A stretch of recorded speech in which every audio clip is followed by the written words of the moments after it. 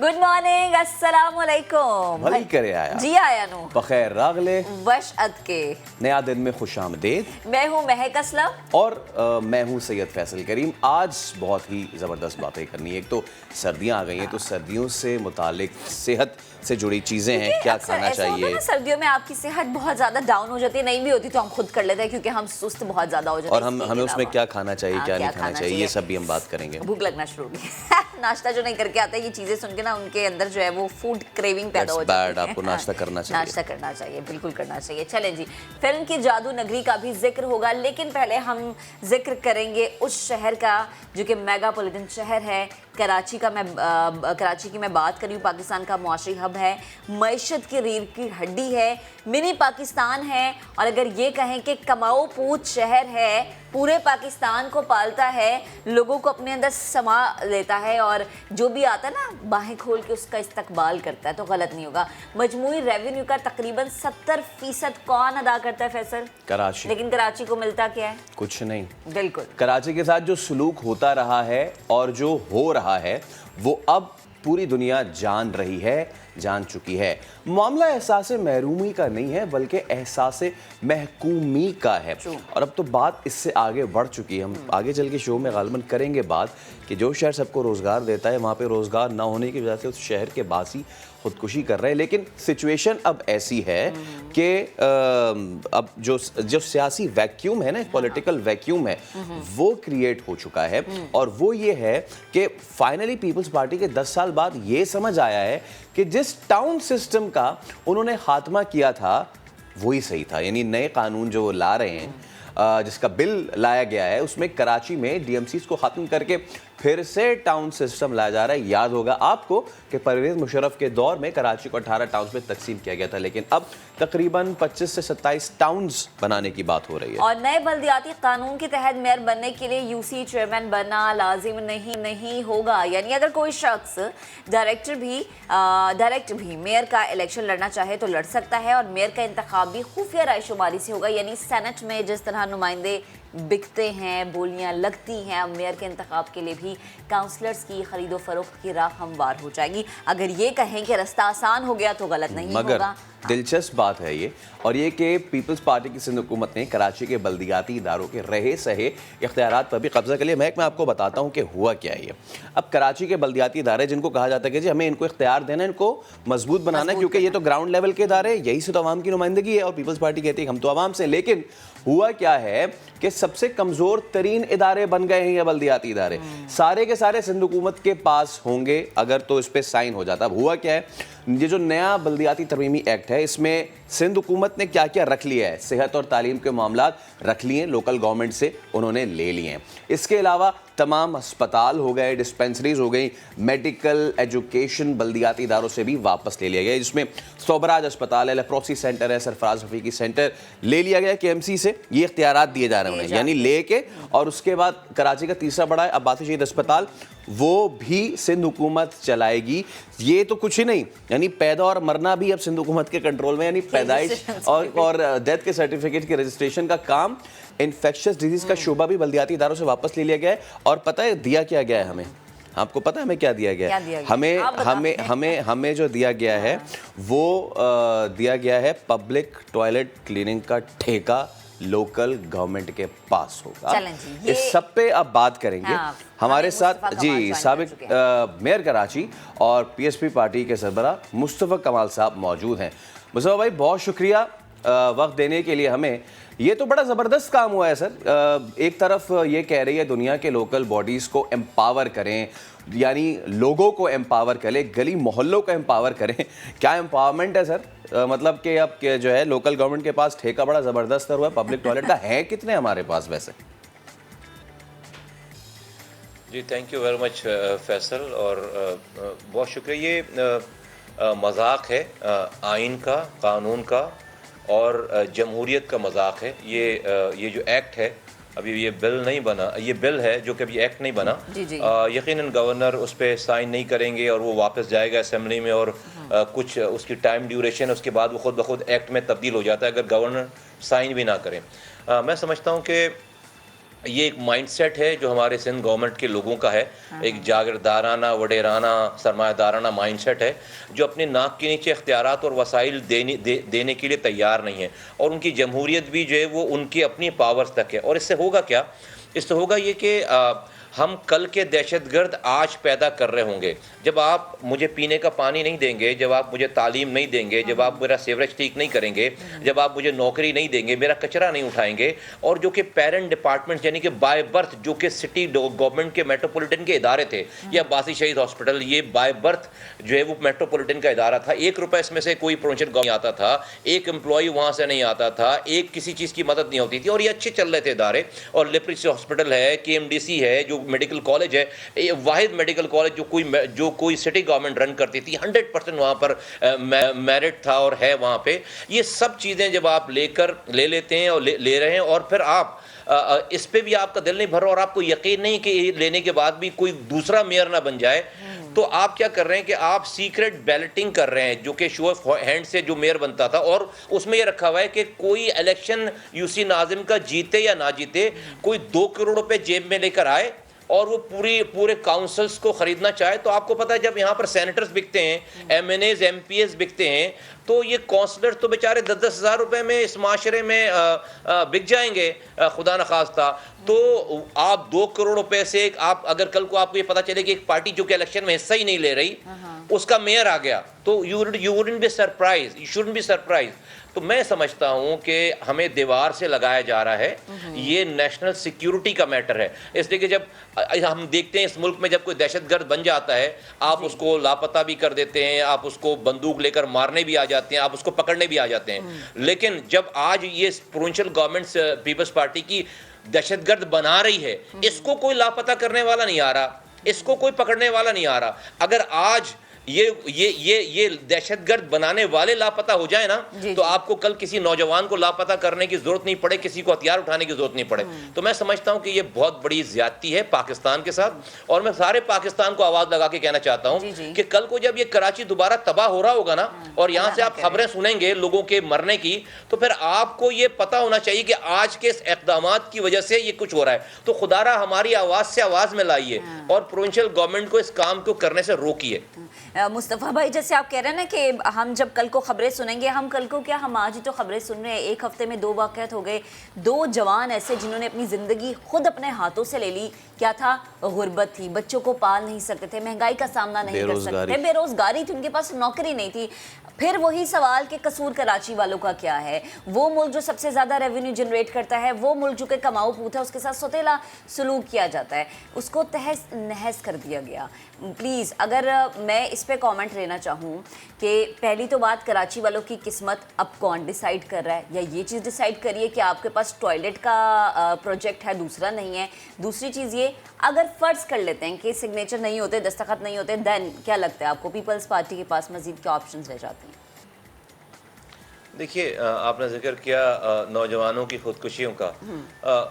ये 2 बेचारे मजलूम लोग, और इसमें जो कल खुदकुशी हुई है कराची में, नौजवान जो कि 3री मंजिल से छलांग लगा दी उसने एक शॉपिंग सेंटर में, वो 1st डिवीज़न से पास हुआ MSc किया हुआ नौजवान, अपने घर में सबसे बड़ा, अपने बहन भाइयों में, और वो ब्राइट लड़का, उसको जॉब नहीं है शहर में, और उसने अपनी जान दे दी, गुर्बत से तंग आकर अपनी जान दे दी। मेरा ये सवाल है हुक्मरानों से और मुल्क चलाने वाले रियासत के लोगों से कि कितने 3 करोड़ आबादी में क्या सब लोग खुदकुशी करेंगे? नहीं, सब लोग खुदकुशी नहीं करेंगे, सारे नौजवान खुदकुशी नहीं करेंगे।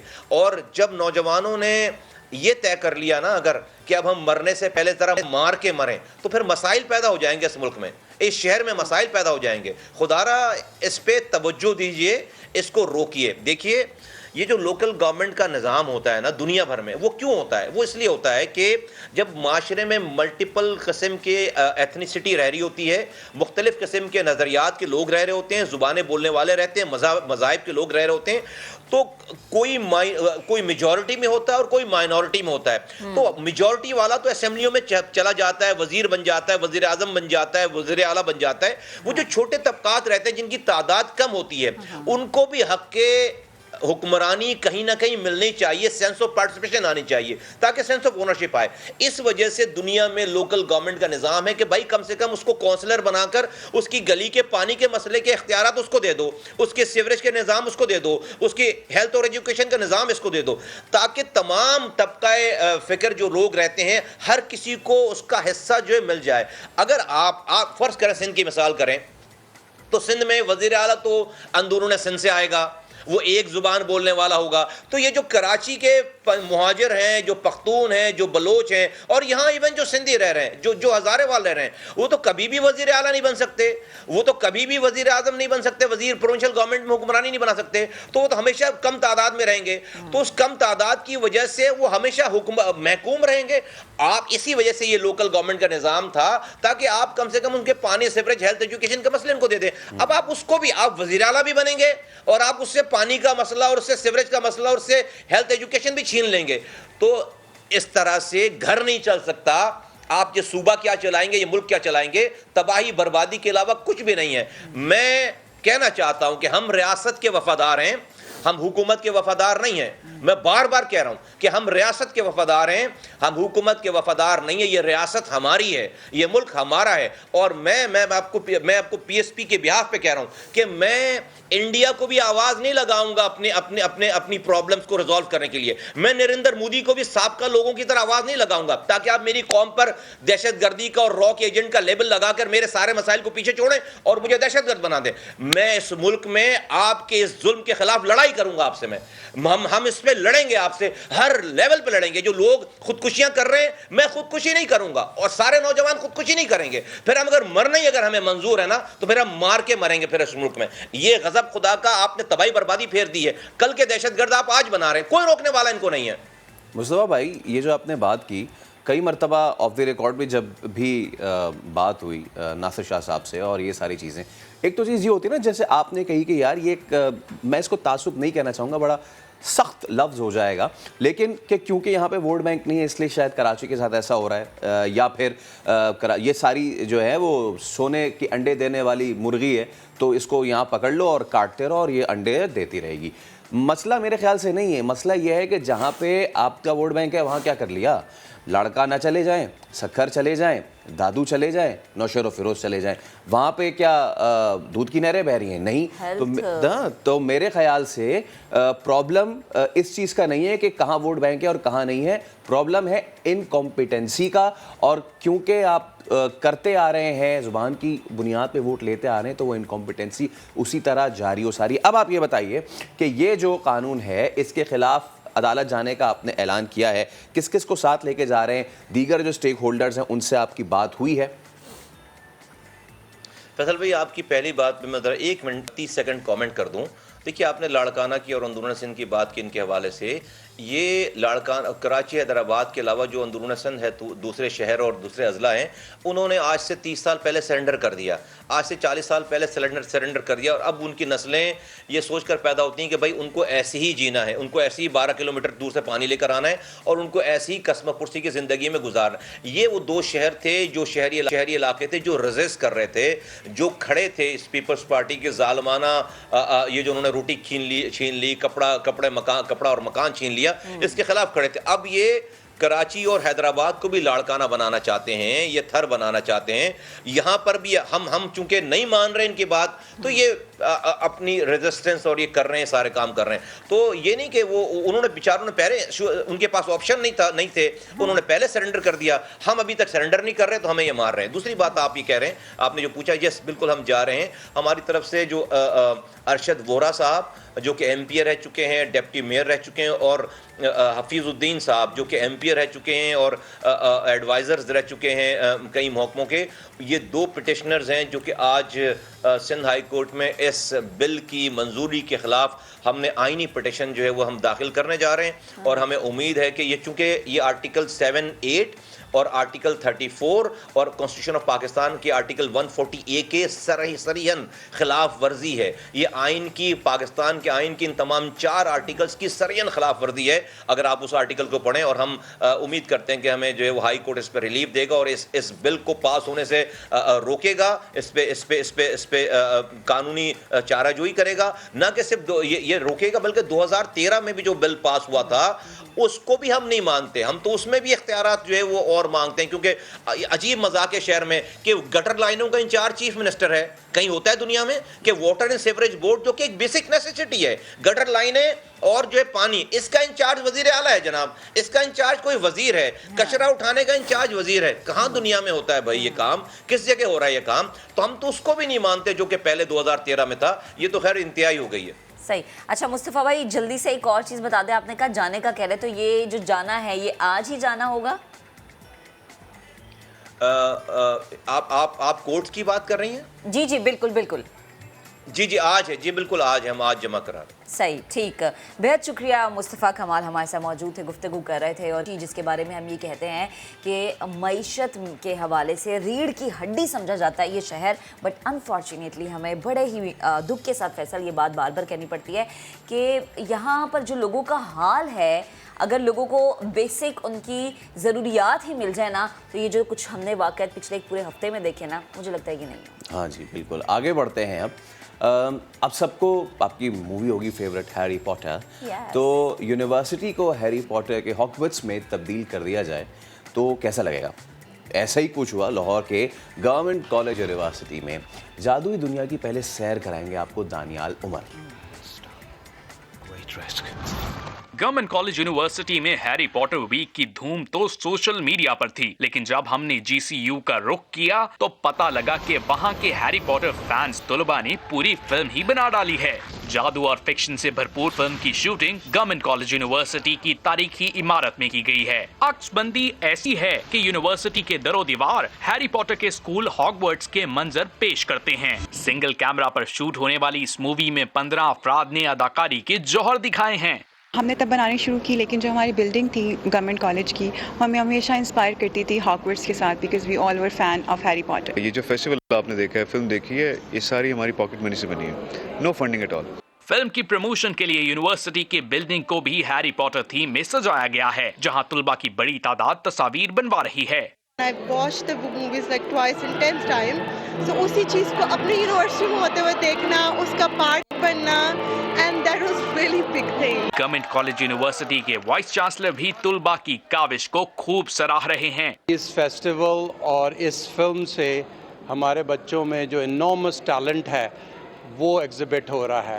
एक्शन से भरपूर पाकिस्तानी हैरी पॉटर रवां हफ्ते शहरी गवर्नमेंट कॉलेज यूनिवर्सिटी में देख सकेंगे। कैमरामैन अशफाक अब्बासी के साथ दानियाल उमर, समा, लाहौर। कितना मजे का लग रहा है ना कि आप पाकिस्तान में ही ये चीज़ देख रहे हैं और आपको कोई बाहर की मूवी नहीं देखनी पड़ी, अपने ही मुल्क की यूनिवर्सिटी है। इसी पर बात करेंगे। वलीद साहब ने हमें ज्वाइन किया, फिल्म डायरेक्टर हैं। वलीद साहब, बेहद शुक्रिया वक्त देने के लिए। सबसे पहले तो ये चीज़ जो कि यकीनन आम शहरी के जहन में भी होगी कि ये मुनफरिद आइडिया कैसे आया, क्या सोच थी इसके पीछे कि अच्छा हमने ये करना है? जी, फिल्म का आइडिया इस तरह आया कि हमें we really wanted to do something different. जो फैंटेसी जॉनर है वो पाकिस्तान में उस तरह से नहीं बनाया जाता, उस पर उस तरह से काम नहीं हुआ। तो we really wanted to pursue something different. तो गवर्नमेंट कॉलेज की जो बिल्डिंग थी उससे हमेशा एक हॉगवर्ट्स की जो इंस्पिरेशन है वो आती थी, वाइब आती थी। और बाकी at that time we were studying here, तो हमने 2017 में इसको प्रोड्यूस करना शुरू किया विद वेरी लिमिटेड रिसोर्सेज। ज़्यादा हमारे पास जो है वो बजट इसका नहीं था, तो we actually did everything from our own pocket money. और जितने रिसोर्सेज थे उसके साथ हमने फिल्म को प्रोड्यूस किया। फिल्म की शूटिंग में 6 to 7 months जो थे वो लगे, और इसके visual effects took a lot of time. उसमें 1 साल हमें लगा। Then we made the film, और स्क्रीनिंग जैसे ही हम लोग शुरू कर रहे थे तो कोविड आ गया, और उसके बाद we had to stop. But now we have return, और ऑडियंस का जो फीडबैक है it's really positive, really amazing, people are enjoying it so far, तो वेरी हैप्पी विद इट। अच्छा वलीद, प्रोजेक्ट कब शुरू किया गया और क्या क्या आपको डिफ़िकल्टीज का सामना करना पड़ा? जी प्रोजेक्ट हमने शुरू किया, इसको शूट करना शुरू किया 2017 में और इसकी शूटिंग चली 2018 अप्रैल तक। और जो सबसे बड़ा मेरा ख्याल है प्रॉब्लम था वो हमारे लिए फैंटेसी जॉनर को प्रोड्यूस करना इज़ वेरी डिफ़िकल्ट, क्योंकि उसके अंदर आपको विजुअल इफ़ेक्ट्स, कैरेक्टर बिल्डिंग, इसके अलावा और कुछ टेक्निकल चीज़ें जिनका ख्याल करना पड़ता है। तो production related issues were there, visual effects के बहुत सारे इश्यूज़ थे, क्योंकि आप लाहौर के अंदर गवर्नमेंट कॉलेज की बिल्डिंग को सराउंड कर रहे हैं पहाड़ों के साथ, तो वो एक उस तरह का एनवायरनमेंट देना was a very difficult task for us. लेकिन at the end of the day मेरा ख्याल है कि वो सब अच्छा हो गया। ठीक। अच्छा वली, जैसे आपने कहा ना रिसोर्सेज बहुत ज़्यादा कम थे और फिर आपकी अपनी ही पॉकेट मनीज पे लगी, मुझे बताएं कौन कौन सी ऐसी जगहें थी जिन पर शूट किया गया, किस किस ने इसमें एक्टिंग की, कि यूनिवर्सिटी के अंदर के ही लोग थे या बाहर, जैसा कि डिफरेंट यूनिवर्सिटीज़ में ड्रामेटिक सोसाइटीज़ होती हैं वहाँ से लोगों को लिया गया? जी फिल्म की सारी शूटिंग गवर्नमेंट कॉलेज यूनिवर्सिटी में की गई है। गवर्नमेंट कॉलेज की जो रूफ़ है वो यूज़ हुई है, क्लासेस यूज़ हुई हैं, कॉरिडोर्स यूज़ हुए हैं, ओवल ग्राउंड जो यूनिवर्सिटी का बहुत मशहूर है वहाँ पे शूटिंग हुई है। और इसमें जितने कास्ट के लोग थे वो सारे गवर्नमेंट कॉलेज यूनिवर्सिटी के स्टूडेंट्स ही थे एट दैट टाइम, और उनको हमने स्टोरी के साथ इस तरह से कनेक्ट किया है। They represent a single house in the film, house of Gryffindor, house of Slytherin, जिस तरह हॉगवर्ट्स के अंदर, हैरी पॉटर की फिल्म्स के अंदर आपने देखा, तो उसी के साथ हमने इसको कनेक्ट रखा, बट कीपिंग इन माइंड कि it's a fan made film. इसका ओरिजिनल हैरी पॉटर की सीरीज़ के साथ जो है वो कोई ताल्लुक नहीं है। We just wanted to show something जो उसी थीम पर बेस करती है, उसी तरह का फ्लेवर हो उसके अंदर, और या दैट वाज द पर्पस। जैसे कि आपने खुद भी कहा कि एक तरफ हाउस ऑफ स्लिदरिन्स और दूसरी तरफ हॉगवर्ट्स पूरी यूनिवर्सिटी कैंपस को बनाना, तो कितना मुश्किल था ये? जी मुश्किलात गवर्नमेंट कॉलेज यूनिवर्सिटी, मैंने जैसे बताया कि it's surrounded with old Lahore. पीछे आपको काफ़ी सारे प्रॉब्लम्स आते हैं, इधर मेट्रो भी है, फिर पोल्स हैं, तारे हैं, so many things to cover, और उसके अंदर आपको वो सारी चीज़ें मैनेज करना विजुअल इफ़ेक्ट्स में ख़ास तौर पे वाज वेरी डिफ़िकल्ट। शूटिंग बहुत मुश्किल थी क्योंकि गर्मियों का भी सीज़न आ गया था, और कुछ फिल्म के जो सीन थे वो गर्मियों के अंदर शूट हुए थे, तो कास्ट ने डबल कॉस्ट्यूम्स पहन के शूट किया था, वो भी एक it was a big problem. लेकिन मेरा ख्याल है at the end of the day it was all a team work and we went through to it. ठीक। अच्छा वलीद, अगेन जैसे हम बात करते हैं ना कि अपनी पॉकेट मनी से कोई चीज़ करना, तो पॉकेट मनी बहुत कम होती है। एक्सपेंसेस की अगर मैं बात करूं तो टोटल एक्सपेंस कितना था? जी बजट कहाँ मैं अब एक्सपोज करूं, but everything that we did was from our own pocket money. We have lost track of budget now. अच्छा वलीद, पहली फिल्म तो आपकी सक्सेसफुल हो गई है, what's next in the door? जी देखें, फिल्म की कामयाबी जो है वो it's really pleasing for me, for my entire team. We are very happy कि ऑडियंस जो है वो इन्जॉय कर रही है। People from different colleges, universities, everybody is liking it.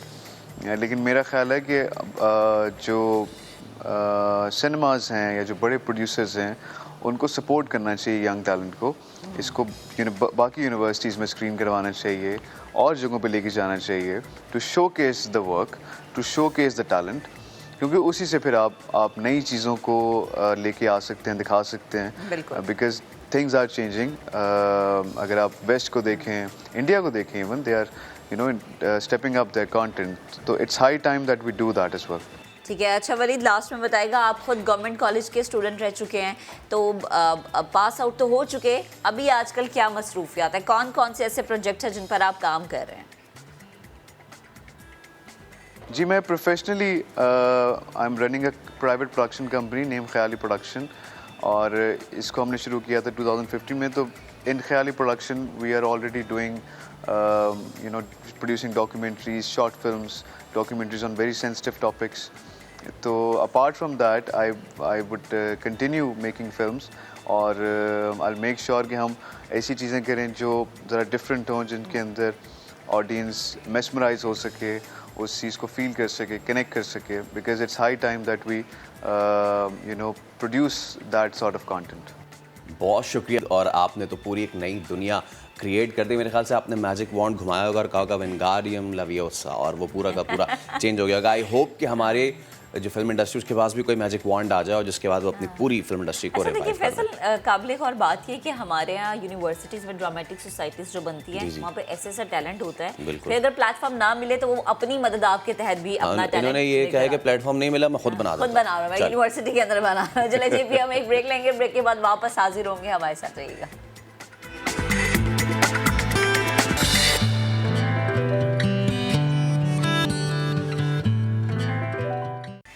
Welcome back. अब हम बात करेंगे इलाज की, यानी अब आप कहेंगे किस इलाज की? बहुत सारी चीज़ों के इलाज की, लाइक आपको फ्लू है, फीवर है, गला ख़राब है, आपके जोड़ों में दर्द है, पट्ठों में दर्द है, आप क्या कर सकते हैं? दवा खाएंगी? नहीं, मैं दवा नहीं खाऊंगी, यहाँ पर बैठ कर बिल्कुल कोई दवा नहीं खाऊंगी। रंगों से इलाज होगा, रंगों से। क्या पेंट करेंगी? क्या करेंगी? पेंट भी नहीं करूंगी। अब जो बात मैं बताने जा रही हूँ आप लोग हैरान हो जाएंगे। यूँ तो बीमारियों का कई तरीके से इलाज किया जाता है, जैसे हम कह सकते हैं कि उनमें एलोपैथिक होता है, होम्योपैथिक तरीका होता है, यूनानी दवाइयाँ इस्तेमाल होती है और भी बहुत सारी चीज़ें। मैंने ये नहीं की, बिल्कुल नहीं की। लेकिन जो लोग करते हैं ये अब उनके लिए भी है। कराची के सैयद गुल मोहम्मद जो हैं वो कलर थेरेपी से बीमारियों का इलाज करते हैं। समझ आ गई अब कि मैं कैसे कह रही थी? क्या कहते हैं? पेंट। हाँ, अच्छा वैसे मेरे लिए भी बड़ी हैरान कुछ चीज़ थी कि आप कलर्स के थ्रू किस तरह से किसी डिजीज़ का इलाज कर सकते हैं, क्योंकि हमने ये ज़रूर सुना था, ठीक है, कलर आपकी पर्सनैलिटी को बहुत ज़्यादा इफेक्ट करते हैं, लाइक ब्लैक हो गया, रेड, ग्रीन, ब्लू, आप सुबह उठें और जो सुबह का क्लियर स्काई होता ग्रीनरी है, आप देखिए, आप सुबह की ग्रीनरी होती है तो यकीनन फ्रेश होती है। लेकिन मुझे ये नहीं पता था कि बीमारियों का इलाज होता है। बीमारियों का देखा है, वो एक बीमारी नहीं है बल्कि बहुत सारी बीमारियां हैं और इन बीमारियों से आप निजात पा सकते हैं, छुटकारा हासिल कर सकते हैं। लेकिन अब आप कह रहे होंगे कि भाई इनके खुदा ना खास्ता कोई साइड इफेक्ट तो नहीं है, क्योंकि हम जब भी कोई मेडिसिन लेते हैं, कोई भी एंटीबायोटिक लेते हैं तो हम कहते हैं इसके साइड इफेक्ट भी होते हैं, लेकिन इस तरह की थेरेपी का कोई साइड इफेक्ट नहीं है और सस्ता भी है, खस्ता भी इलाज है, यानी फ़ौरन से हो जाएगा, घर में रंग मौजूद होंगे। लेकिन ये इलाज करना कैसे है, सबसे बड़ा सवाल यही है। तो गुल मोहम्मद साहब हमारे साथ मौजूद है, स्टूडियोज़ में हमें ज्वाइन कर चुके हैं। अस्सलाम वालेकुम, गुड मॉर्निंग, कैसे हैं आप? अच्छा सर, ये तो हमने सुना, जैसे फैसल ने जिक्र भी किया कि सुबह के वक्त आप अगर फ्रेश ग्रीनरी देख रहे हैं, ठंडी हवा ले रहे हैं, तो आपका मूड बड़ा अच्छा हो जाता है। लेकिन कलर्स के थ्रू एक नहीं बल्कि बहुत सारी बीमारियों का इलाज, लाइक आपके सर में दर्द है, आपको फ्लू है, आपको बुखार है, गला ख़राब है, शोल्डर्स पेन है, नीज पेन है, ये कैसे मुमकिन है? ये ऐसे मुमकिन है, एक तो ये जो थेरेपी है ये प्योर नेचुरल थेरेपी है। जैसे अल्लाह फरमाते हैं कि हमने दिन की रोशनी में तुम्हारे लिए शफा रखी है, साथ साथ हमें जो है सूरज की रोशनी में रेनबो कलर्स दिखाते हैं। वो सारे कलर्स हमारी बॉडी में होते हैं, ठीक है। उन्हीं कलर के डेफिशिएंट या एक्सेस होने की वजह से हमें बीमारियां होती हैं। अब साथ साथ अल्लाह ताला ने ये किया है कि हमारे दोनों हाथ और पाँव में तमाम बॉडी के ऑर्गन के पॉइंट्स बनाए हैं, सारे ऑर्गन्स के पॉइंट हैं। अब जो भी डिजीज़, जो भी प्रॉब्लम होगी उस ऑर्गन में हम ये देखते हैं कि उस ऑर्गन में किस कलर की कमी है, ज़्यादती है, उनको बैलेंस करते हैं, चीज़ें फ़ौरन ठीक हो जाती हैं। कुछ तो फ़ौरन ठीक हो जाती हैं, कुछ टाइम टेकिंग होती है, लेकिन बीमारियाँ अल्हम्दुलिल्लाह इस थेरेपी में क्योर हो जाती हैं। ओके, लाइक जैसे अगर मतलब आपको बीमारी का कैसे पता चला? आपने एक शख्स को देखा, आप मुझे या फैसल को देख रहे हैं, आपने किस तरह अंदाज़ा लगाया कि हमें क्या बीमारी है या क्या डिजीज़ है? देखिए, कुछ तो चीज़ ऐसी होती है कि आपके चेहरे से पता चल जाता है कि फेस बता रही होती है कि आपको क्या प्रॉब्लम्स हैं, कुछ चीज़ें पता चल जाती हैं। कुछ चीज़ें ऐसी होती हैं कि आप खुद बता रहे होते हैं हमें कि हमें ये सिम्टम है, ये इश्यूज़ आ रहे हैं, तो उसके हवाले से जो है ना पता चल जाता है। अब जैसे मेरा डायग्नोस करने का तरीका ये होता है कि जब पेशेंट होता है उससे मैं बहुत सारे क्वेश्चंस करता हूँ, यानी कि जो भी पेशेंट मेरे पास आता है आधा पौन घंटा लग जाता है।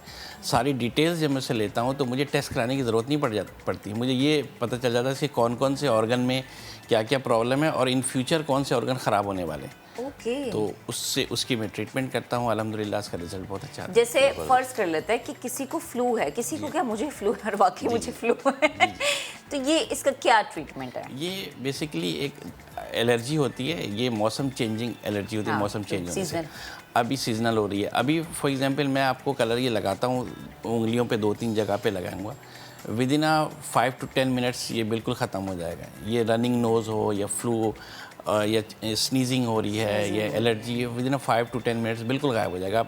हैरान हो जाएंगे कि जैसे नामो निशान नहीं था फ्लू का। अच्छा, फौरी। मैं क्या लगवा सकती हूँ? बिल्कुल, क्या करें? sure। पैसा लगवा दूँ? जी जी बिल्कुल। मैं लगवा सकती हूँ? हाँ प्लीज। बिल्कुल, मैं लगवाती हूँ, मैं देखती हूँ और मैं क्या करूँ? आप थोड़ा सा इधर मैं क्या करूँ? मैं एक उधर काम- जाती हूँ हाँ, आप और मैं एक काम बिल्कुल, करें, हाँ। आप उठ के वहाँ चले एग्जैक्टली, मैं उठ के उधर जाती हूँ और फिर मैं देखती हूँ कि ये जो कलर्स लग रहे हैं हाथों पे और ये इन कलर्स का लेफ्ट हैंड दिखाएं। लेफ्ट हैंड पे जी, ये उल्टे हाथ पे रंग लग रहा है। अच्छा, ये देखिए, मैं नीला। आपकी बात बता रहा हूँ, ये आप देखें कि ये हमारे फिंगर पे ये एक बीच में पॉइंट ये उठा हुआ होता है थोड़ा, ये बेसिकली रिप्रेजेंट करता है हमारी नोज़ को। ओके, ठीक है, तो हम यहाँ पे इस एरिया में पूरा इसको स्काई ब्लू कर, स्काई ब्लू जो है बेसिकली हीट प्रोड्यूस करता है।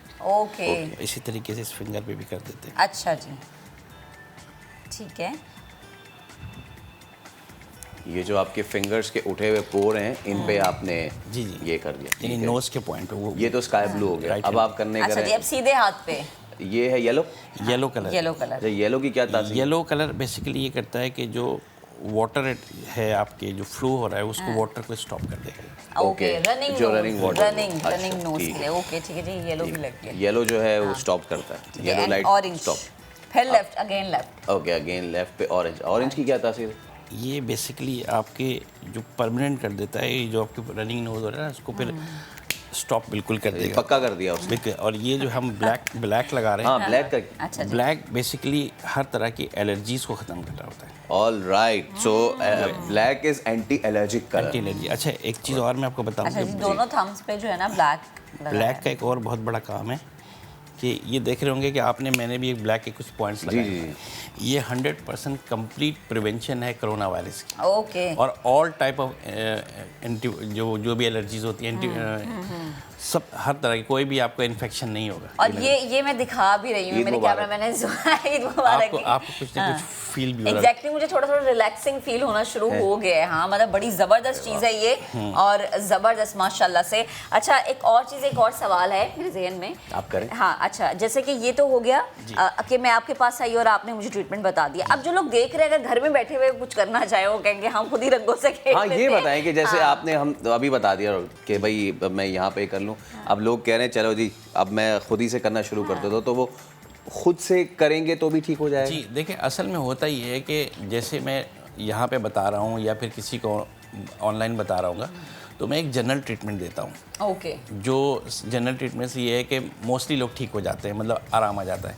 लेकिन अगर आप चाहते हैं कि कंप्लीट ट्रीटमेंट हो और वो बीमारी बिल्कुल ठीक हो जाए, तो वो पेशेंट का पूरा डेटा लेना पड़ता है। सही, बिल्कुल। उसके फिर वो जो ट्रीटमेंट तैयार होती है वो प्योर उस पेशेंट के लिए होती है और वो उसी के लिए होती है, और वो बहुत ज़बरदस्त फास्टेस्ट रिजल्ट होता है उसका।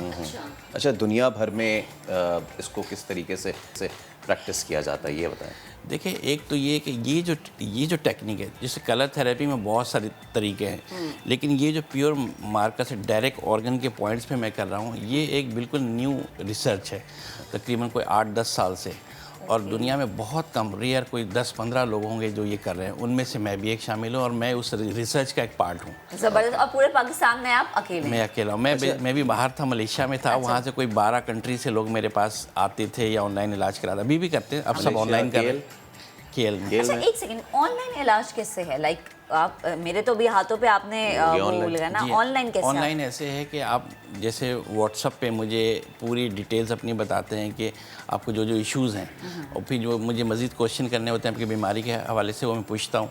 फिर मैं कलर चार्ट बनाता हूँ। अच्छा, वो सारे फिंगर के पॉइंट्स लगे हुए होते हैं, वो कलर चार्ट मैं आपको व्हाट्सअप करूँगा, और कलर्स या तो आप ले लेंगे या मैं आपको कोरियर कर दूंगा, बाहर है तो लोग ले लेते हैं। ओके। तो उन्हीं पॉइंट्स पे आप कलर लगाएंगे और मुझे व्हाट्सअप करके बताएंगे ये मैंने लगाया, जो भी गलती होगी मैं आपको गाइड कर दूंगा। अच्छा, एक और चीज़ मुझे बताएं कि किसी भी इलाज को सीखने के लिए आप क्या करते हैं? कोर्सेज करते हैं, आपने पढ़ाई करनी होती है, लेकिन इसके लिए क्या, ये थेरेपी सीखने के लिए आपने क्या मुकम्मल तालीम हासिल की? ऐसी एक स्पेसिफिक एजुकेशन है कि आप वो हासिल करते हो, आप फिर इन थेरेपीज़ की तरफ आते हैं? देखिए, मैं तकरीबन कोई 15 साल ऑलमोस्ट हो गए होंगे कि मैं मुख्तलिफ थेरेपी में हूँ। जैसे कोरियन थेरेपी है, सुजोक थेरेपी जिसको बोलते हैं, सुजोक थेरेपी, एक्यूपंक्चर, एक्यूप्रेशर है, TCM है, इसके बाद आयुर्वेदिक है, और ये सारी थेरेपीज़ मैं ऑलरेडी 12-15 साल से कर रहा था। ओके, ठीक है, तो वही प्रेशर पॉइंट यही होते हैं, टेक्निक्स अलग अलग होती हैं।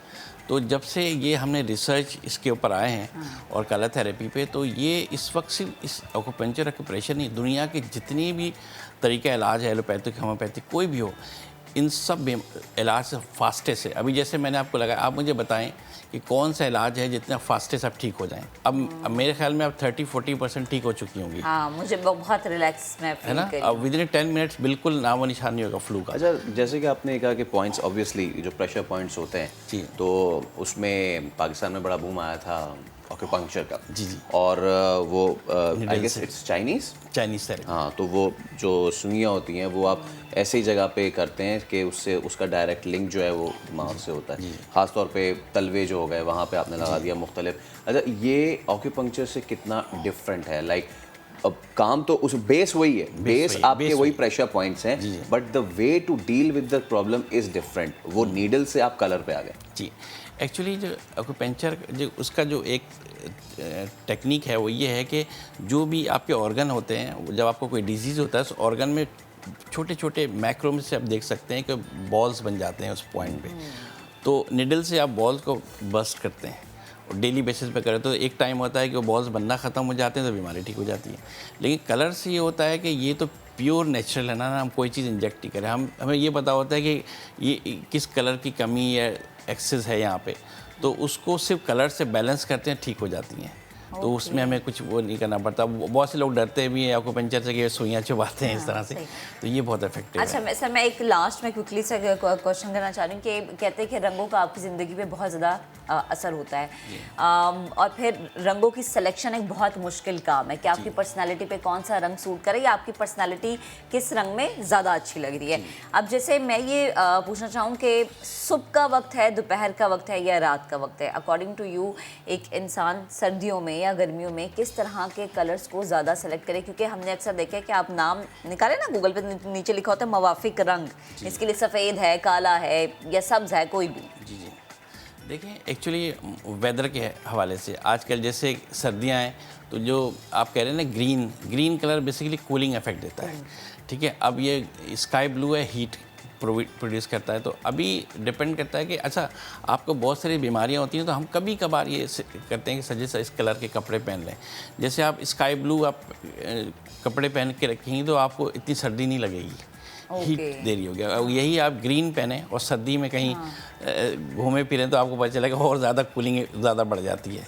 तो इस तरह के बहुत से हर कलर है उसके अलग अलग हुए, लेकिन जी ठीक, थैंक यू सो मच। और ये आपने जिसको कहते हैं ना गुलों में रंग बाद नौ बहार चले, हाँ वाह, तो ये रंग जो है वो कितनी अहमियत के हामिल है। खुदा ताला की कोई भी चीज़ बनाई हुई है ना, वो इस पीछे कोई ना कोई मकसद है, और मकसद ऐसा है कि वो पॉजिटिविटी फैला रहा है। सो बी पॉजिटिव, रंगों की सिलेक्शन में भी पॉजिटिव रहें। चलें जी आगे बढ़ते हैं। और कराची के एक बड़ी मुनफरिद सी खबर है, वो आपने एक पुराने लतीफ़ा का भी सुना होगा कि कराची की पुलिस जब वो हाथी को हिरन कर देती है, लेकिन ये क्या हुआ कि कराची के चिड़ियाघर का जो हाथी था 12 साल बाद हथनी निकला वो। और तिबी मुआयने से मुताल्लिक जो इब्तिदाई रिपोर्ट अदालत में पेश की गई है उसमें जर्मन डॉक्टर्स ने चारों हाथियों को सेहतमंद करार दिया। लेकिन सवाल वो ये कि ये हाथी हथनी कैसे हो गया, ये इसके लिए आपको रिपोर्ट दिखाते हैं कैसे हो गया। कराची चिड़ियाघर और सफारी पार्क में 4 हाथियों की देखभाल से मुतालिक दरख्वास्त की समाअत सिंध हाई कोर्ट में हुई। जर्मन डॉक्टर फ्रैंक गॉटेस अदालत पहुंचे और हाथियों के तिब्बी मुआयने से मुतालिक इब्तिदाई रिपोर्ट अदालत में जमा कराई। सफारी पार्क का हाथी जिसे एक अरसे तक सोनू समझा जाता रहा, वो रिपोर्ट के मुताबिक सोनी है। रिपोर्ट में बताया गया है कि मुसलसल खड़े रहने से मलका और सोनू का वजन ज्यादा हो चुका है, जबकि सोनू के पाँव में तकलीफ भी है। दोनों हाथियों को ग़िज़ाई मसाइल का भी सामना है। इसी तरह चिड़ियाघर की नूरजहां और मधुबाला के दांतों में इन्फेक्शन है। हाथियों को जिस्मानी और ज़हनी तौर पर मुतहरिक रखने की जरूरत है।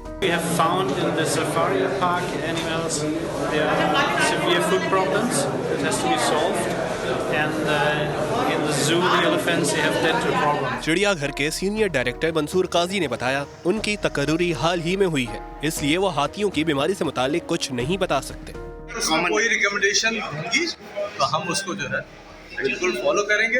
इम्प्रूवमेंट हर जगह की हो सकती है, मजीद इम्प्रूव किया जा सकता है, और जो है कोई भी अगर उनकी तरफ से अच्छा प्रपोजल होगा इम्प्रूवमेंट का, जरूर उसको जो है फॉलो करेंगे। जर्मन डॉक्टर फ्रैंक गॉटेस ने हाथियों से मुतालिक तफसीली रिपोर्ट देने के लिए 2 हफ्ते की मोहलत मांगी, जिस पर अदालत ने 3 हफ्तों की मोहलत देते हुए समाअत 22 दिसंबर तक मुलतवी कर दी। इरफानुल हक, समा, कराची। कि पाकिस्तान में हाथी जो है वो हथनी निकल रहे हैं और थाईलैंड में बंदर जो है वो पार्टी कर रहे हैं। फाड़ी हो रही है उनकी, हो रही है उनकी फाड़ी हो रही है। तो हजारों बंदरों ने 2 टन फलों और सब्जियों की खूब दावत उड़ाई है। और ये फ्रूट फेस्टिवल 80 की दहाई में शुरू हुआ था, जो कि अब हर साल मनाया जाता है, लेकिन गुज़श्ता 2 साल से कोविड का माहौल था, इसकी वजह से ये मुनाकिद नहीं हो सका। बंदर इंतज़ार में थे कि कब फेस्टिवल शुरू हो, कब हम मौजें मनाएं।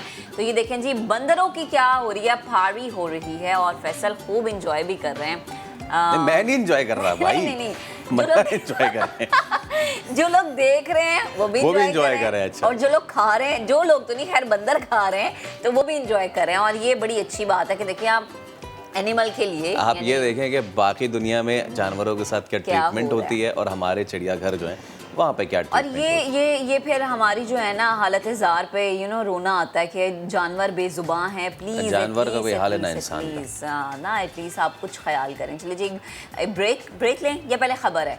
ब्रेक ले लेते हैं, ब्रेक लेंगे, उसके बाद दोबारा हाजिर होंगे। हमारे साथ ही रहिए।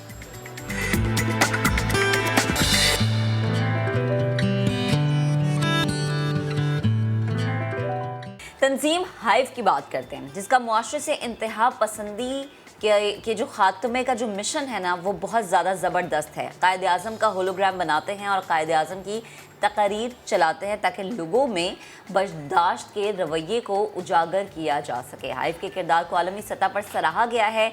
Nelson Mandela Graca Machel innovation award दिया गया है। हाइव पाकिस्तान की पहली और वाहिद समाजी तंजीम है जिसने बेटर टुगेदर के उन्वान से अपनी समाजी असरात की मुहिम के लिए Nelson Mandela Graca Machel innovation award अपने नाम किया।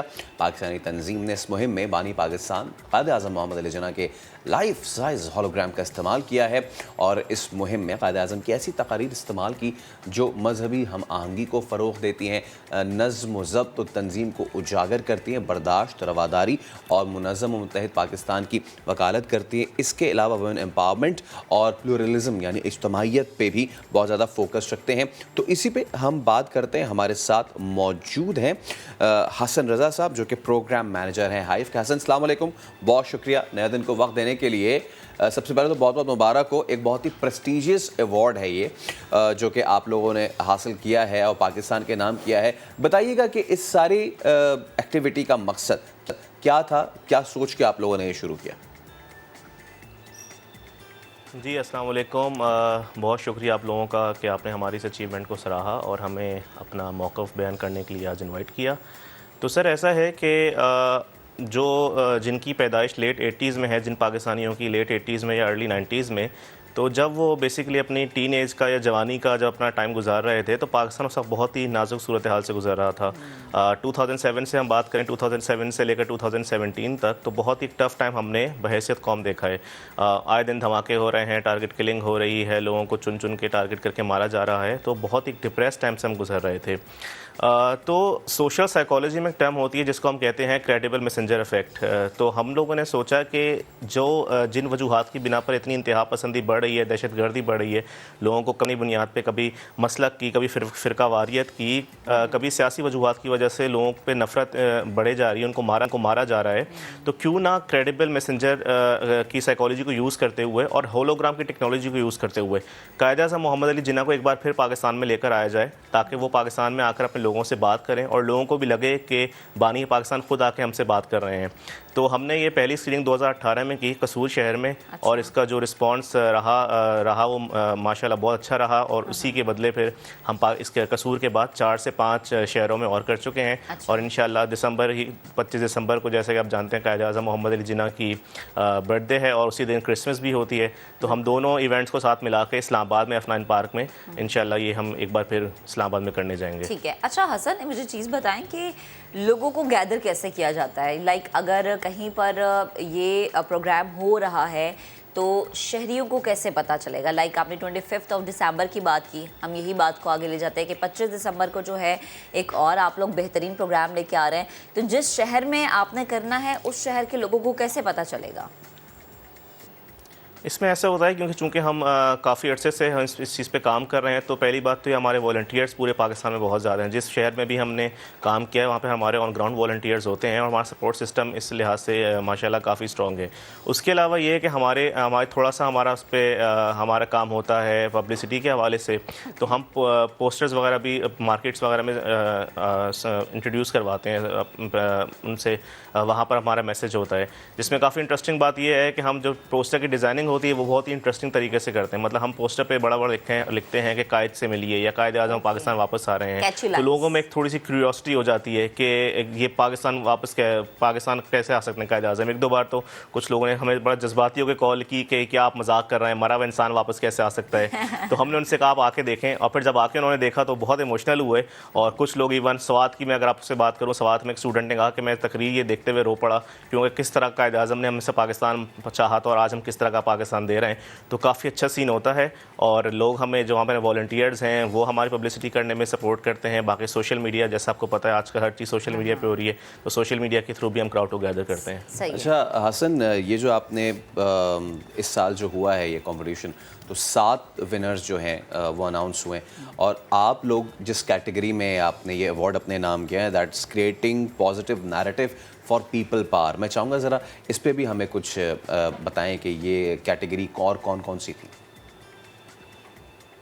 इसमें डिफरेंट कैटेगरीज थी, इसमें ह्यूमन राइट्स के हवाले से थी, इसमें इंडिजिनस जो लोग काम कर रहे हैं उसके हवाले से थी। लेकिन हमारा जो काम है वो है मुतबादिल बयानिया पे, काउंटर नैरेटिव जिसे इंग्लिश में कहते हैं।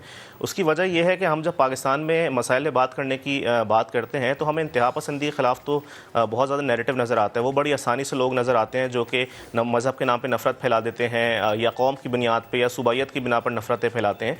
लेकिन उसको काउंटर करने के लिए हमें कोई इस तरह क्रेडिबल मैसेंजर मिलता नहीं है या फिर इस तरह कोई बयानिया ही मिलता। बयानी भी अगर मिल जाए तो जैसे मैंने कहा क्रेडिबल मैसेंजर हमें कोई ऐसा पाकिस्तान में नहीं मिलता। एक बात अगर मैं करूंगा या आप करेंगे तो शायद वो लोग ना सुने, लेकिन जब हमारे पास एक क्रेडिबल मैसेंजर मौजूद होगा तब उसकी बात का ज़्यादा असर होगा।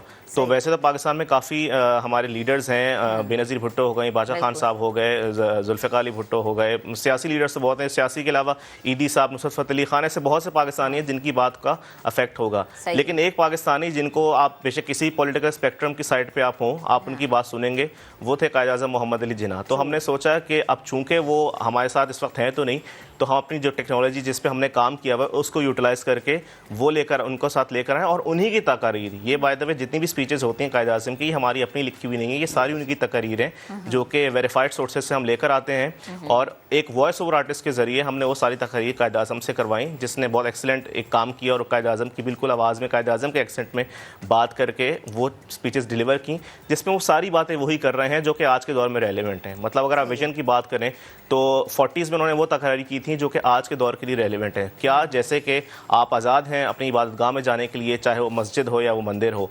ख़वातीन को मर्दों के साथ पाकिस्तान की बेहतरी के लिए काम करना चाहिए, तलबा को आगे आना चाहिए, जवान तबके को आगे आना चाहिए और वही कौम बराबर हो, वही कौम तरक्की करती है जहाँ मर्द और औरत मिलकर काम करते हैं। इस्लाम अमन का दर्ज देता है। ये सारी वो बातें हैं जो इन्होंने की 40s में थी, लेकिन आज 2021 के पाकिस्तान के लिए ये बहुत ज़्यादा रेलिवेंट हैं। तो काउंटर नैरेटिव को हमने इस्तेमाल किया एक क्रेडिबल मैसेंजर के थ्रू, ताकि जो लोग इंतहा पसंदी को फ़रोग़ दे रहे हैं उनके काउंटर में एक नैरेटिव आए और लोग अपने डिसीजंस बेहतर लें। ठीक है। अच्छा हसन, एक और चीज़ आप मुझे समझाएगा, जैसे आपने डिफरेंट पर्सनालिटीज़ का जिक्र किया, शहीद मोहतरमा बेनज़ीर भुट्टो, नुसरत फ़तेह अली खान, ईदी साहब, तो क्या हम ये समझें कि आगे आने वाले दिनों में इन फ्यूचर हम कायद आज़म के अलावा कि उनकी लाइफ साइज़ जो है होलोग्राम के थ्रू आप लोगों को इंट्रोड्यूस करा रहे हैं और इसके साथ साथ जो हैं आप लोगों को बता रहे हैं कि वो कितना पॉजिटिव मैसेज उनकी पर्सनालिटी से जाता है, तो क्या डिफरेंट पर्सनालिटीज़ को भी आगे आने वाले दिनों में आपके इस प्रोग्राम में हम देखेंगे कि मोहतरमा बेनज़ीर भुट्टो का होलोग्राम तैयार हुआ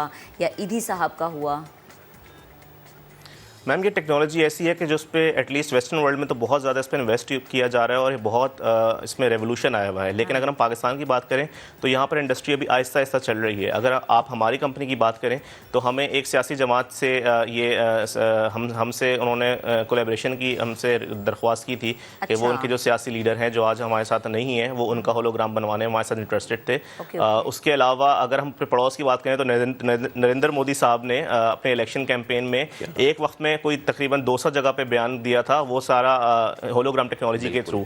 वेस्ट में अगर बात करें तो पूरे के पूरे कॉन्सर्ट्स माइकल जैक्सन के होलोग्राम के थ्रू हुए हैं। तो बिल्कुल इंशाल्लाह नियर फ्यूचर में अगर हमारे पास रिसोर्सेज हुए तो हम चाहेंगे कि उस्ताद नुसरत फ़तेह अली खान साहब की कोई ऐसी कवाली नाइट या शहीद अमजद साबरी साहब की कोई एक कवाली नाइट जिसमें हम होलोग्राम के थ्रू उनकी कवालियाँ सुन रहे हों, तो काफ़ी अच्छा ये हमारे साथ इस तरह का इवेंट हो सकता है। अच्छा, इस कैंपेन की जो आपकी थी मुहिम, इसका जो उन्वान था better together, please correct me if I am wrong, इसके पीछे क्या मकसद है आपका, क्या मतलब है इसका, ज़रा ये बताइए।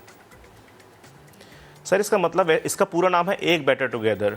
तो हम जब बात करते हैं हमारे मुल्क में छोटा सा मुझे लगता है जो एक इशू ये है कि हम अक्सर यूनिटी और यूनिफॉर्मिटी को हम कंफ्यूज कर देते हैं। हम जब बात करते हैं यूनिटी की तो हम अक्सर वो एक यूनिफॉर्मिटी इम्पोज कर रहे होते हैं कि हम पाकिस्तान में रहते हैं, हम एक कौम हैं, हम एक ज़बान बोलते हैं, हमारा मज़हब एक है।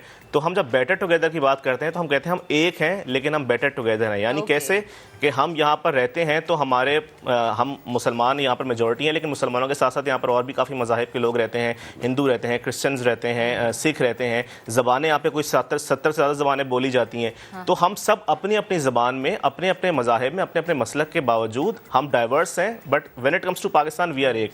सो वी आर एक, बेटर टुगेदर। तो जो कॉन्सेप्ट होता है ना यूनिटी इन डाइवर्सिटी, हम उसको अपना एक तरह से प्रमोट करते हैं। सही। हसन, बेहद शुक्रिया एंड गुड लक आपके फ्यूचर के लिए। बहुत अच्छा काम कर रहे हैं।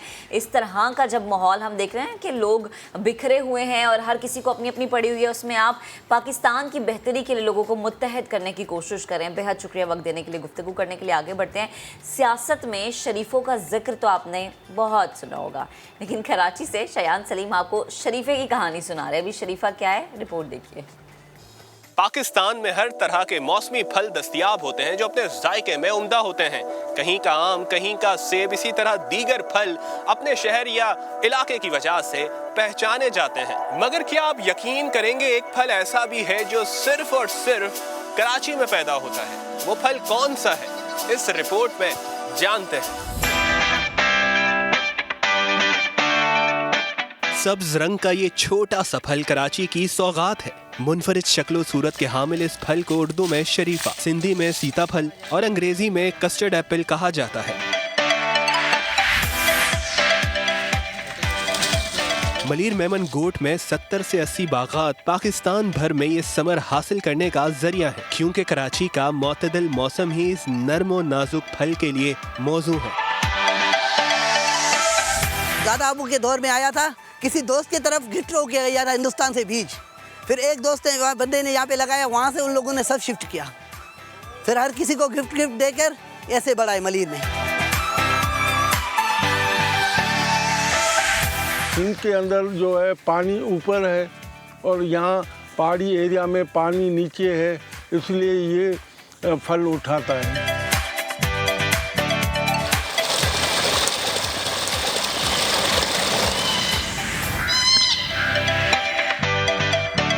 शरीफे की पैदावार इसकी देखभाल से गहरा ताल्लुक रखती है। यही वजह है कि एक पेड़ अगर एक साल में 1000 शरीफे पैदा करता है तो दूसरे बरस ये तादाद 300 तक महदूद हो सकती है।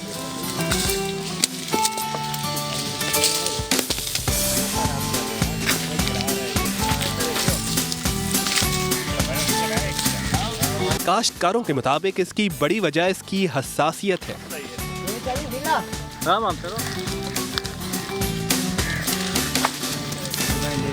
शरीफे की दरख्त की खूबी यह है कि दीगर फलों के दरख्तों के मुकाबले में इसे पानी वाफर मिकदार में नहीं चाहिए होता, मगर ये दरख्त होता नाजुक है। शदीद गर्मी तो बर्दाश्त कर लेगा, मगर शिद्दत की सर्दी इसके लिए नुकसानदेह है और ये सूख कर मर जाएगा, फल कभी नहीं देगा।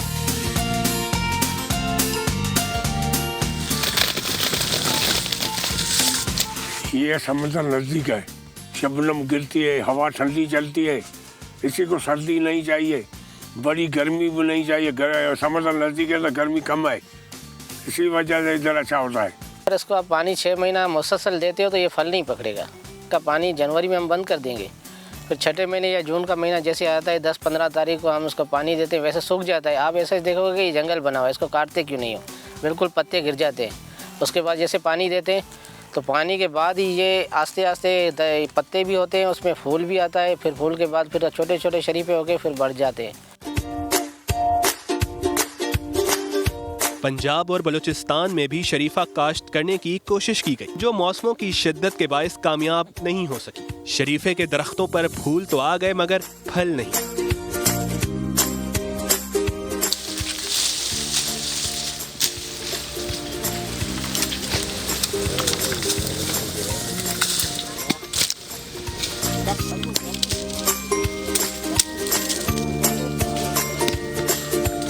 यही वजह है कि ये फल कराची से लाहौर, मुल्तान, इस्लामाबाद समेत दीगर शहरों में सप्लाई किया जाता है।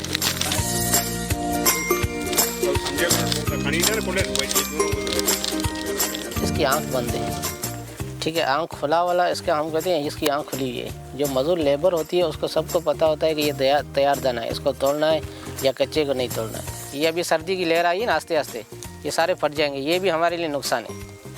ये सारे फट जाते हैं, फिर इसके बाद जब जनवरी का महीना आएगा तो आप बागात में आके देखोगे ये सारे काले होंगे, सारे काले हो जाएंगे। फिर इसका रेट भी नहीं होता है, कोई लेता भी नहीं है। अगर इसका जायका चखना है तो नवंबर में चखें। नवंबर में ऐसा इसका जायका होता है सबसे मीठा, जैसे आप शहद खा रहे हो।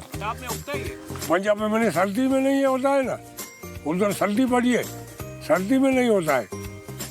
वो विंटर में हुआ था, सर्दी लगी तो वो झाड़ी जल गया। पैदावार महदूद होने की वजह से शरीफा न सिर्फ महंगा होता है बल्कि तोल के बजाय फी दाने के हिसाब से फरोख्त किया जाता है।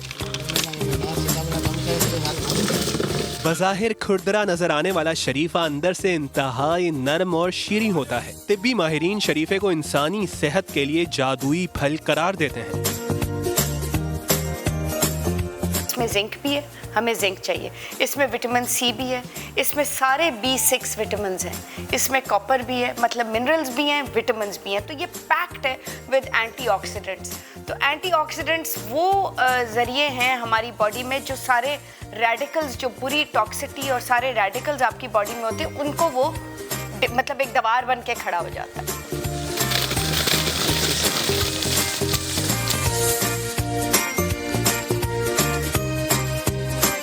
काश्तकारों के मुताबिक कुछ साल पहले तक पाकिस्तान का शरीफा मिडिल ईस्ट में बरामद होता था, मगर भारत शरीफे की काश्त और एक्सपोर्ट में सबसे आगे है। इसलिए पाकिस्तानी शरीफे की एक्सपोर्ट अब बराए नाम भी नहीं रही। शरीफा खुश जायका फल होने के साथ नायाब भी है, जिसके लिए सिर्फ कराची की आबो हवा और मिट्टी साजगार है। मलीर के बागात में कई बरसों से ये मनफरद फल काश्त किया जा रहा है, जिसे खालिस्तान कराची का फल कहना दुरुस्त होगा। बस जरूरत है इस फल के बागात की तादाद बढ़ाने की, ताकि ये ज्यादा से ज्यादा पैदा हो। कैमरामैन फैसल आगाई के साथ शायान सलीम, समा, कराची। शायद ने बड़ी ज़बरदस्त रिपोर्ट बनाई, उस बड़ी ज़बरदस्त उन्होंने एक जुमला भी कहा कि ये फल बाहर से खुरदरा होता है लेकिन अंदर से बहुत ही नर्म और मीठा होता है। ज़िंदगी का फ़लसफ़ा ये कुछ लोगों का, बाहर से खुरदरा, अंदर से नर्म और मीठा।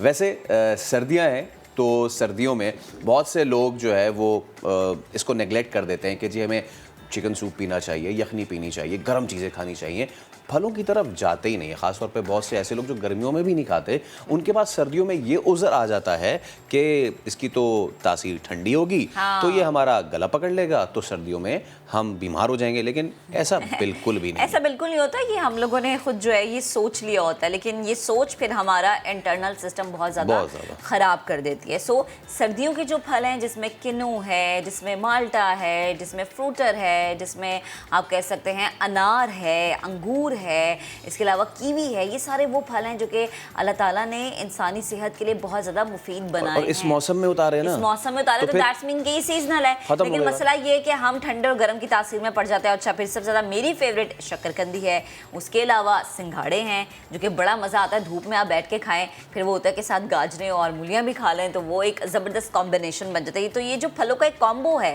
ये दिन में आपके लिए कितना ज़रूरी है, थ्रू आउट द डे आप इसको कितना ले सकते हैं और आपका इंटरनल सिस्टम इससे कितना ज़्यादा बेहतर हो सकता है। बिकॉज़ कहते हैं ना ये कि सर्दियाँ हों तो सर्दियों में विटामिन सी आपकी बॉडी के लिए बहुत ज़्यादा ज़रूरी है।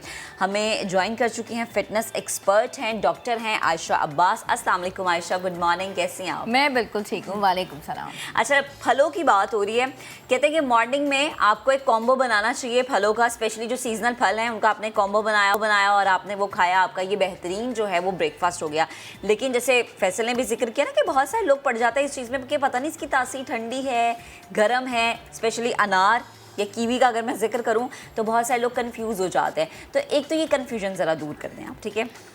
अच्छा, ये कन्फ्यूजन इस तरीके से दूर हो सकती है कि अगर कुदरत के साथ हम कुदरत को चैलेंज कैसे कर सकते हैं। बात सबसे बड़ी बात यह है कि कुदरत का ये निज़ाम है, सर्दी के बाद गर्मी आनी है, गर्मी के बाद सर्दी आनी है, सुबह के बाद शाम होनी है, शाम के बाद रात होनी है। तो ये कुदरत का निज़ाम है, कुदरत के निज़ाम के साथ ये चीज़ें चल रही हैं और कुदरत के ही निज़ाम के साथ ये फल और सब्जियां और ये सारी चीज़ें आ रही हैं। तो ये फलों का जो सिस्टम चल रहा है ये भी कुदरत ही चला रही है। तो ये जो फल आ रहे हैं और सर्दियों के हिसाब से जो सर्दियों में इस वक्त हमारे पास फलों की तादाद है, और मैं तो कहती हूँ कि हम उस कौम में से या हम वो लोग हैं, हम इतने ब्लेस्ड हैं कि हमारे पास इतनी तादाद में ये चीज़ें हैं और हम अभी भी आराम से जाके 100 और 200 में ले सकते हैं। आप कभी बाहर की कंट्री से देख सकें जो डॉलर्स में आपको एक एक फल मिल रहा होता है, हम तो थैलियाँ भर के ले आते हैं और उसके बाद भी हम ठंडे और गर्म के चक्रों में पड़े हुए। हमें तो विटामिन सी मिल रहा है। आप देखें हमारी स्किन को चाहिए क्या है, कोलेजन चाहिए। कोलेजन का सारी जो डिपेंडेंसी है ना वो विटामिन सी पे है। तो विटामिन सी हमें मिलना फलों से, हम ठंडे गर्म के चक्कर में पड़े हुए। तो हमें एक कॉम्बिनेशन में लेना है। That's what you talking about and that's absolutely true. तो हमें ठंडा गर्म नहीं सोचना। हाँ, हमें विटामिन सी जितना मिलता है, हमारा इम्यूनिटी जो है levels they really get boost up. जब हमारा इम्यून सिस्टम बूस्ट अप हो जाता है तो फिर हम मुकाबला कर सकते हैं फ्री रेडिकल्स के साथ। हम उस नज़ले, ज़ुकाम, खांसी, फ्लू उससे बच सकते हैं और ऑटोमेटिकली हमारे मसाइल हल हो सकते हैं। And this is the best solution.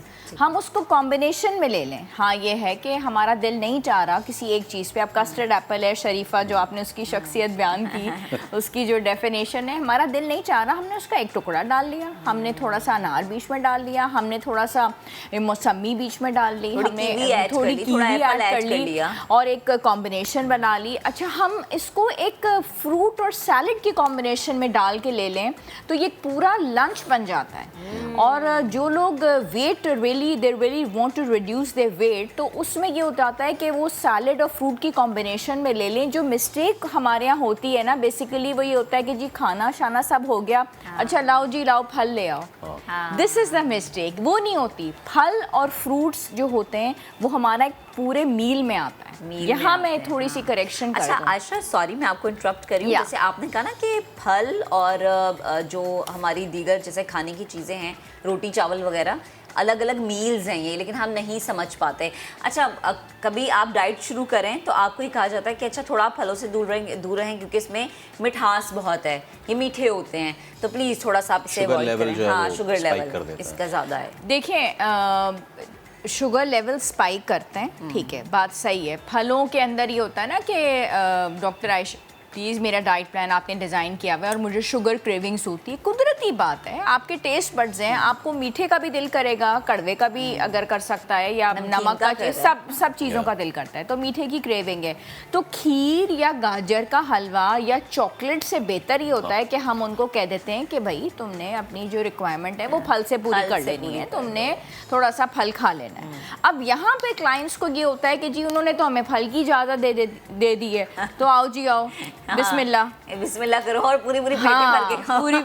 यहाँ पे मैं बता दूं कि इसके अंदर होती है the availability of sugar, fructose is there. तो ये फल का मतलब भी होता है कि आपने दिन के अंदर 1 सर्विंग या 2 सर्विंग ले ली, स्पेशली अगर आपके सीरम इंसुलिन लेवल्स बढ़े हुए हैं, आपकी फैमिली में डायबिटीज़ है, आपका वजन बढ़ा हुआ है, आपने अपना वजन रिडक्शन, आपने बहुत ज़्यादा फल ले लिए तो आपको शुगर, फ्रक्टोज मिलती है, आपका वजन और बहुत ज़्यादा बढ़ जाता है। तो इतना फल नहीं खाना, आपको कहा गया आप 1 से 2 सर्विंग ले लें, ये है उसकी। अच्छा रुखसाबा, द इशू है इसके, जैसे कि हमारे यहाँ लोग जो हैं वो कहते हैं कि जी विटामिन सी भी हम ले लें तो उससे हमारी स्किन भी बड़ी अच्छी हो जाए, सारा सब कुछ हो जाए। Obviously vitamin C is not just for the skin but still. तो अब उसमें लोगों ने क्या करना है कि उन्होंने कोई सप्लीमेंट ले लेना है बाहर से, ठीक है, वो खा लेना है, वो सप्लीमेंट उन्हें मंजूर है, लेकिन वो जो विटामिन सी सिट्रस फ्रूट से आ रहा है वो उन्हें मंजूर नहीं है। वो कहते हैं जी किनू गला ख़राब हो जाना है, चकोतरा नहीं, ये तो बड़ा खट्टा है और इससे पता नहीं क्या हो जाता है। तो मैं चाहूँगा कि लोगों को ज़रा इस पे गाइड कीजिएगा कि आपका गला किनू या इससे खाने से ख़राब नहीं होता। वो जो रात पेप्सी पी थी ना, या रात जो कोल्ड ड्रिंक पी थी आपने, उससे ख़राब हुआ है, तो अब आप वो किनू पे डाल रहे हैं। बिल्कुल सही बात है। और गोली खाने से आपको विटामिन सी ठीक है मिल रही है, लेकिन गला आपका उस गोली से भी ख़राब हो सकता है। मेरे पास एक विटामिन सी का नाम है जो मैं नहीं लेना चाहती, और जो उससे गला ख़राब होता है वो तो शायद ही किसी विटामिन सी से वो कंपनी वाले मेरे पीछे पड़ जाएंगे। वो बड़ी सख्त खट्टी होती है। तो गला आपका किसी भी वजह से ख़राब हो सकता है। आपने अगर अपना ख्याल नहीं किया हुआ, आप ठंडा पानी इस्तेमाल कर रहे हैं, आपने केयर नहीं किया हुआ, आप वैसे ही वीक हैं, आपका इम्यून सिस्टम वीक है, तो तब भी आपका गला ख़राब हो सकता है। इल्ज़ाम डाल दें आपकी, तो आप उसका इल्ज़ाम किसी गोली के ऊपर डाल दें, या आप उसका इल्ज़ामात डालने में तो हम वैसे ही सबसे आगे, हमारी तो कौम ही बहुत आगे, ठीक है ना। तो उसमें फलों का इस्तेमाल आप अच्छे तरीके से रखें, आप वैसे ही फिट हों, मजबूत हों, आपकी फ़िज़िकल एक्टिविटी, आपकी डाइट, हर चीज़ हो, तो आपका गला शला नहीं ख़राब होता।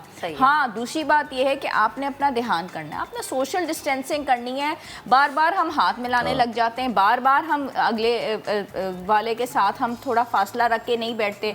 ज़रा सा कुछ होता है हम लोग इन चीज़ों से, तो इन चीज़ों से हम कैच करते हैं इन्फेक्शंस। हम फल खाने से हमारे गले नहीं ख़राब होते। अच्छा डॉक्टर साहब, एक और चीज़, बेस्ट टाइम फल खाने का कौन सा? क्योंकि अक्सर लोग ये कहते हैं कि मगरिब से पहले आप फल खाएं, ये बेस्ट टाइम होता है। कुछ लोग कहते हैं कि अच्छा आप अपना लंच का कॉम्बो ऐसा कर लें कि आप उसमें फल खा रहे हैं। कुछ कहते हैं जी मॉर्निंग में आप फल खाएं, फ्रेश जूस पिएं। तो प्लीज़ ज़रा बताइएगा। मैं भी इसको यही प्रेफर करती हूँ कि अगर आप दिन की शुरुआत यानी कि ब्रेकफास्ट के टाइम पे अपने ले लेते हैं तो वो बहुत अच्छा है, ठीक है। बच्चों के लिए बहुत अच्छी सजेशन ये होती है कि जो आप उनके लंच बॉक्सेस प्रिपेयर करते हैं वो चेम्बर्ड हों, और उसमें आप उनको एक फ्रूट ज़रूर दें जब वो अपने स्कूल में जाएं, रादर दैन कि वो पैकेटेड या प्रोसेस चीज़ें इस्तेमाल करते हैं, या जूस या चिप्स वगैरह। तो वो बहुत अच्छा है कि वो फ्रूट लें। वरना यह है कि आप लंच के अंदर ये सैलड और इसका एक बताया, एक ये कॉम्बिनेशन बता दी, ये ले सकते हैं। चौथा जो होता है प्री एंड पोस्ट वर्कआउट के जो हमारे डाइट प्लान्स हम बनाते हैं, उसमें हम फ्रूट ज़रूर देते हैं कि आपने पहले फ्रूट ले लिया या बाद में। फ्रूट होता है वो आप बनाना का इस्तेमाल अगर करते हैं ना, तो वो आपको एनर्जी लेवल्स एकदम बूस्ट अप करता है, और आपके अंदर इतनी एनर्जी आती है, पोटेशियम आपका आता है, मसल के लिए भी बहुत अच्छा है। ज़्यादा प्री में फिर इसको यूज़ करें। हाँ, प्री में भी यूज़ कर सकते हैं, और पोस्ट वर्कआउट भी आपकी बिल्कुल एनर्जी लेवल्स ड्रेन हुई हुई है तो आप इसका शेक बना के ले लें, ठीक है। और शाम के टाइम पे भी, तो ये चीज़ें आप दिन के टाइम कर लें तो बहुत अच्छा है। और मगरिब के बाद आप प्रोटीन की तरफ चले जाएं, क्योंकि इनके अंदर कार्ब्स होती है और शुगर फ्रक्टोज होती है। तो ये आपका जो है ये मुझे ये चीज़ें बहुत बेहतर लगती हैं। और आखिरी इसका जो सबसे अच्छा हल है वो फ्रूट्स के बारे में, वो ये है कि जब आपको भूख लगे तो रादर दैन कि आपने रेफ्रिजरेटर खोला और उसमें एक बहुत अच्छा सा स्पाइसी जूसी बर्गर पड़ा हुआ था, या पिज़्ज़ा की स्लाइस थी, या उसमें लजानिया था, तो जी तुसी शरीफा ही खा लो, शरीफा ही खा लो, थोड़ा शरीफा ही खा लो, थोड़ा अनार ही खा लो, तो वही चंगा है। अच्छा डॉक्टर साहब, मुझे एक और चीज़ समझाएगा, जैसे कि एक चलें, ये तो थोड़ा हमने कहा ना कि जैसे फल जो कि सीजनल फ्रूट्स हैं उनका। अच्छा, जब हम बात करते हैं शक्करकंदी सिंघाड़ों की, मतलब मैंने पंजाब में बहुत ट्रेंड देखा है कि धूप में शक्करकंदी, सिंघाड़े, गाजरें, मूली, चुकंदर, आपने एक वो बनाया हुआ है जनाब, उसकी प्लेट, और आप वो खा रहे हैं दोपहर के टाइम पे। तो इसमें इस हवाले से अगर मैं बात करना चाहूँ कि सिंघाड़े खा रहे हैं या आप शक्करकंदी खा रहे हैं या चुकंदर खा रहे हैं, ये आपके लिए कितना फ़ायदेमंद है? बहुत फ़ायदेमंद है। सिंघाड़ा तो बहुत ही अच्छा है। सिंघाड़े का तो इवन पाउडर जिन लोगों के हाइट इश्यूज़ हैं उनके लिए इतना ज़्यादा फ़ायदेमंद है कि अगर 1 टीस्पून वो सुबह के वक़्त और शाम के वक़्त इसको पानी के साथ लेते हैं तो जिन बच्चों के हाइट इश्यूज़ हैं वो बहुत अच्छे सॉल्व होते हैं। जिन लोगों का वज़न नहीं बढ़ रहा होता, अगर वो सिंघाड़ा पाउडर जो है उसको सुबह शाम लेते हैं, बहुत अच्छा होता है। तो सिंघाड़ा पाउडर तो आपके वीकनेस के इश्यूज़ के लिए, कुछ लोगों के अंदर ये मिसकॉन्सेप्शन है कि जी प्रेगनेंसी में इसको नहीं ले सकते, ऐसी कोई बात नहीं है। तो वीकनेस के जो इश्यूज़ हैं, हाइट के जो इश्यूज़ हैं, वो सारे सिंघाड़े से सॉल्व होते हैं, ठीक है। और शक्करकंदी का जहाँ तक है, ये बहुत लिमिटेड टाइम ड्यूरेशन के लिए ये दोनों चीज़ें आती हैं, और बहुत ये रिच होती हैं दोनों चीज़ें। सिंघाड़ा हो गया, शक्करकंदी, इतने थोड़े टाइम ड्यूरेशन के लिए आना है, इसको आप घर में लेके आएँ, आप अपने बच्चों को दें। द रीज़न बीइंग कि आपने अपने बच्चों को इसका टेस्ट डेवलप ही भी नहीं करवाया, आना इन्होंने बहुत थोड़े दिनों के लिए, कुछ अरसे बाद इन्होंने चले जाना है, बच्चों को पता ही नहीं चलेगा ये क्या चीज़ें हैं, और कल उन्होंने बड़े हो जाना है और उनको इन चीज़ों का टेस्ट पता नहीं होगा, इनके बेनिफिट्स, इनके अंदर जो वाइटामिन्स मौजूद हैं, सारी चीज़ें, तो वो उसकी ग़िज़ाइयत और जो उसकी जो न्यूट्रिएंट वैल्यूज़ की जो फ़ायदे हैं वो हासिल नहीं कर सकेंगे। और ये बहुत ज़रूरी है, जैसे आपने कहा ना कि बच्चों को आप इन टेस्ट से फेमिलियर करें। डॉक्टर साहब बेहद शुक्रिया, आप मौजूद थी, गुफ्तगू कर रही थी हमारे साथ, क्योंकि हम जब भी बात करते हैं ना अच्छा खाने की, तो फैसल वही बात है कि एक जूसी बर्गर या पिज़्ज़ा, लज़ानिया या पास्ता अच्छा खाना नहीं है, आप फ्रूट्स पे भी ध्यान दें, ये भी बहुत अच्छी चीज़ें हैं। अभी एक ब्रेक लेंगे, ब्रेक के बाद वापस हाजिर होंगे, मज़ीद अच्छी बातें करेंगे, हमारे साथ रहिएगा। ये मंगाए किलो फल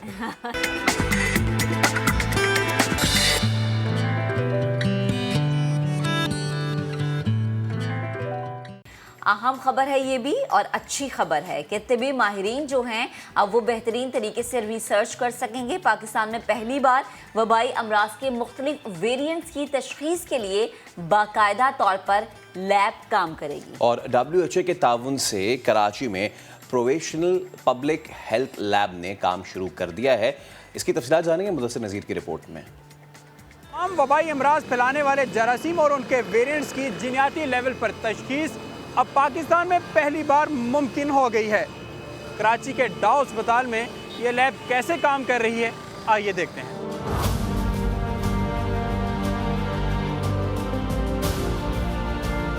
कोविड की मुख्तलिफ वेरिएंट्स की तशखीस के लिए जब पाकिस्तान अहल नहीं था तो बरतानिया ने पाकिस्तान को रेड लिस्ट में डाल दिया था, मगर अब ऐसा नहीं होगा, क्योंकि provincial public health laboratory Sindh में ये सहूलत मौजूद है कि तमाम वेरिएंट्स की तशखीस की जा सके। यहाँ के सरबराह डॉक्टर सईद खान से हम जानते हैं कि यहाँ पर किन किन वेरिएंट्स की तशखीस मुमकिन है।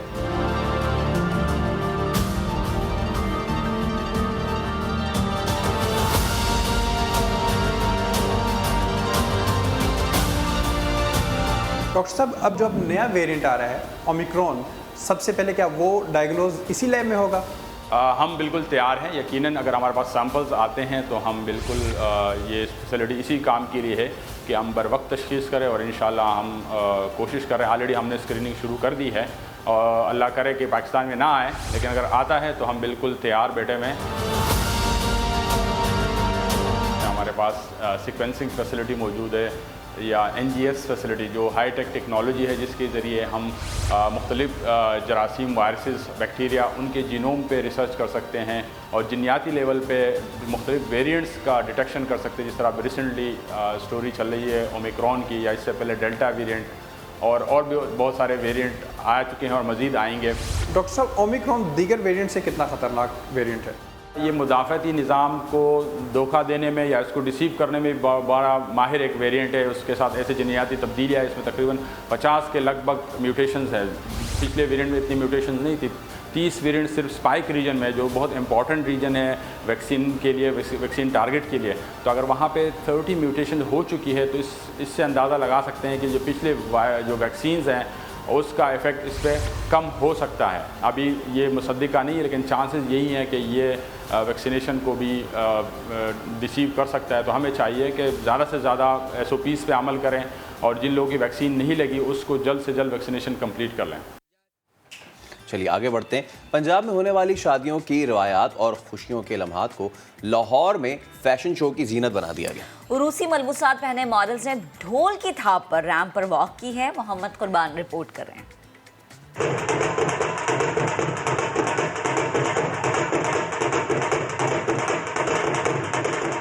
फूलों से सजा घर, ढोल ढमक्का, रवायती सौगातें और दिलकश अरूसी मलबूसात। ये मनाजिर हैं लाहौर में सजने वाले फैशन शो के, जिसमें डिजाइनर फहद हुसैन ने शादियों के दौरान पेश आने वाले तजर्बात को डिजिटल जंजालपुरा के नाम से पेश किया। मारूफ ढोल प्लेयर हुरिया अस्मत ने शादी की ऐसी बीट बजाई कि दुल्हनों का रूप धारे हसीनाएं भंगड़ा डालने पर मजबूर हो गईं।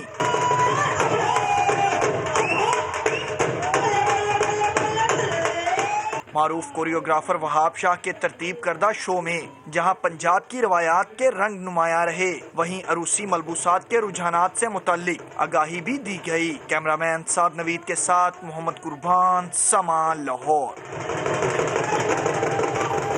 मौसम भी बदला और शादियों के ट्रेंड भी बदले। आज का प्रोग्राम अपने अख्ताम को पहुंचा। कल आपसे फिर से मुलाकात करेंगे, बहुत सारी खबरें, बहुत सारी बातें आपके साथ शेयर करेंगे। आप अपना ख्याल रखिएगा, बहुत ज़्यादा ख्याल रखिएगा, कोविड से भी बचिएगा, डेंगू से भी बचिएगा और ये जो सीजनल फ्लू फैल गया ना, इससे भी बचिएगा। तो अल्लाह हाफ़िज़।